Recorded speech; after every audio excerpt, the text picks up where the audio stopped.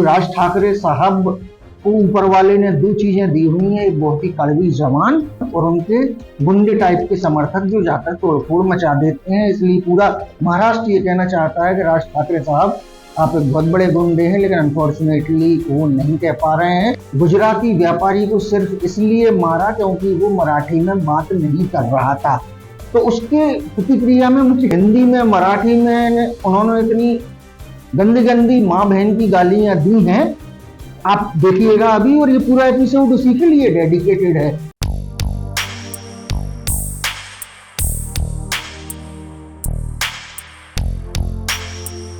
नमस्कार दोस्तों, मेरा नाम है प्रोफेसर डॉक्टर सर्वेश जैन और आज मैं फिर से खिदमत हूँ अपना चैनल अल्टरनेट पर्सपेक्टिव लेकर। ये मेरा यूट्यूब चैनल है जहां हम हर घटना को थोड़ा सा एंगल बदल के देखते हैं।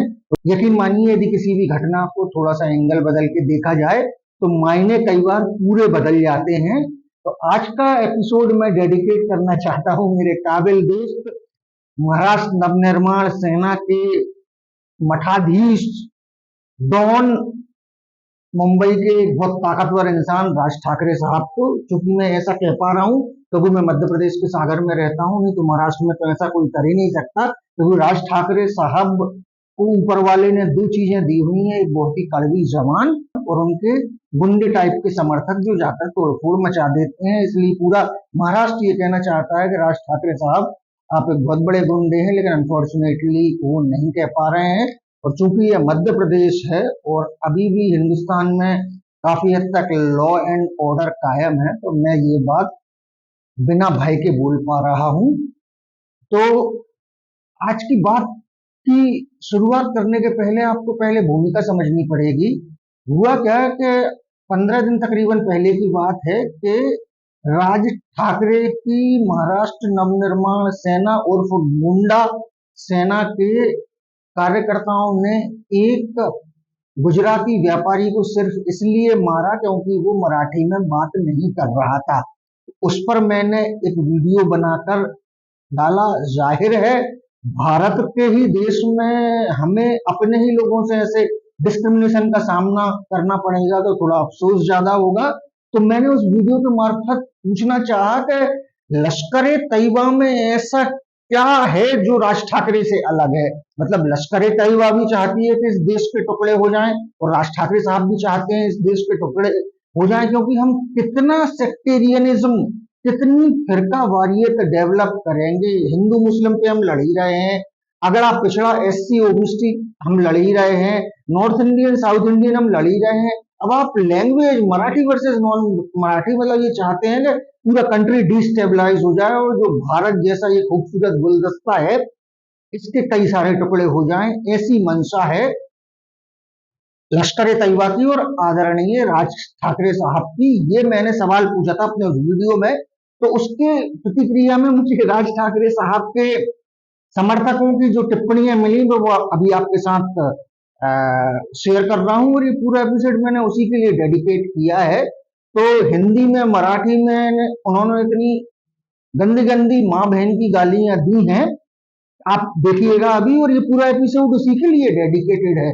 और मैं भी सड़क से जुड़ा हुआ, जमीन से जुड़ा हुआ आदमी हूँ। गंदी गंदी गालियां देने में मेरी भी महारत है, मैं भी इतनी गंदी गालियां दे सकता था, इनके कान से खून निकलने लगता। लेकिन आपको थोड़ा सा फर्क बना के रखना पड़ता है, वरना हम फिर उनसे किस मामले में अलग होंगे। यदि लोग हमें पसंद कर रहे हैं, हमारी बात सुनना चाह रहे हैं, वो इसलिए क्योंकि उन गुंडों में और हम में कुछ फर्क है। तो सबसे पहले हम शुरू करते हैं उनके समर्थकों में। पूरे वो फुली कन्विंस्ड थे कि मैं गलत बात कर रहा हूँ। राज ठाकरे के गुंडे जो लोगों को मराठी भाषा नहीं बोलने पर मार रहे हैं वो बिल्कुल सही है। तो इसके मामले में मैं कहना चाहूंगा, बर्ट्रैंड रसल करके एक ब्रिटिश दार्शनिक हुए थे, उन्होंने कहा था कि the trouble with the world is that the all stupids are cocksure and the intelligents are full of doubt. मतलब जितने भी मूर्ख रहते हैं वो अपने विचारों से इतने मुतमईन रहते हैं, उनको लगता है कि यही परम सत्य है। और इसके उलट जितने भी बुद्धिजीवी रहते हैं वो संशय में रहते हैं कि मैं हो सकता है ठाकरे के खिलाफ सही बोल रहा हूँ कि गलत बोल रहा हूँ, लेकिन इस मामले में आई एम डैम श्योर कि मैं बिल्कुल सही हूँ। मैं भारत के कॉन्स्टिट्यूशन, भारत की स्पिरिट और भारत की एकता के हिसाब से बोल रहा हूँ। और राज ठाकरे साहब अपनी सड़ी हुई राजनीति को चमकाने के लिए बोल रहे हैं।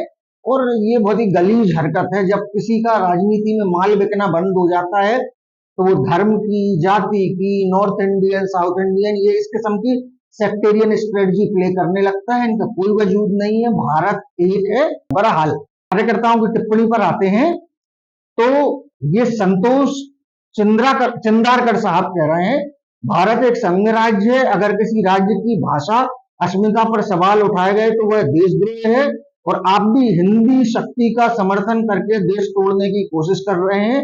पहले संविधान पढ़ लो, भाषा भारत प्रांत रचना क्यों की गई है, इसका जवाब मिल जाएगा। भाई साहब बिल्कुल आप सही बोल रहे हैं, लेकिन संविधान मैं पढ़ लूंगा, लेकिन संविधान में कहीं ये नहीं लिखा हुआ है कि कोई हिंदी बोल रहा है और मराठी नहीं बोल रहा है तो उसकी पकड़ के आप पिटाई लगा दो। पूरी दुनिया ने देखा है, वो वीडियो है जिसमें वो दुकानदार से मराठी बोलने का इंसिस्ट कर रहे हैं। वो दुकानदार शायद नहीं जानता हो मराठी, उसने कहा मराठी में क्यों, मैं हिंदी में बात करता हूं, तो उन्होंने तमाचे मारना शुरू कर दिए। बहरहाल संतोष चिंदारकर साहब, आपका पॉइंट पूरी तरीके से सही नहीं है। मैं जो बात कह रहा हूं वो संविधान सम्मत है। बहरहाल फिर इसके बाद आगे आते हैं, सूर्यकांत इलोनकर साहब कह रहे हैं ये जो बात कर रहा है वो आदमी है या हिजड़ा है, फर्क नहीं जानता तू, ये उसकी औलाद है। ये जनाब मेरे मुझसे मुखातिब हैं, तो बहुत अच्छे से समझ में आ रहा है इनकी पार्टी की और राज ठाकरे साहब के संस्कार। एक दत्तात्रेय तुपा सुंदरयाय कह रहे हैं तू जा कुछ काम करो। बिल्कुल करूंगा मैं कुछ काम, अपना काम ही कर रहा हूं। फिर उन्होंने लिखा है कुछ भी। फिर इसके बाद दत्तात्रेय तुपन सुंदरे साहब लिख रहे हैं फकत मराठी। फकत मराठी, बहुत खुशी की बात है। हिंदी मेरी माँ है तो मराठी मेरी मौसी है, मुझे कोई आपत्ति नहीं है। ये है, ये लगता है अपने अब्बा हुजूर को याद कर रहे हैं। ये अब इसको क्या पढ़ के सुनाऊं। एक जनाब है शशिकांत पाटिल साहब, वो बड़ा रेडिकल टाइप का पोस्टर नो हिंदी करके पकड़े हुए हैं। भगवान इनको अकल दे, क्या कहा जाए। शशिकांत पाटिल साहब फिर से मुखातिब हो रहे हैं, सालिया तू आतंकवादी आएस, तू खोर आएस। बहुत बढ़िया, आप लोग अंदाजा लगा लीजिए इनकी अकल का स्तर क्या है। तो संदीप पाटिल साहब कह रहे हैं तुमच्चा सारखे लोग देशद्रोही आहे। मुझे लग रहा है, ऐसा लग रहा है कि ये मुझे देशद्रोही चाहते हैं। फिर वो तो वक्त तय करेगा, महाराष्ट्र की जनता तय करेगी कि देशद्रोही कौन है।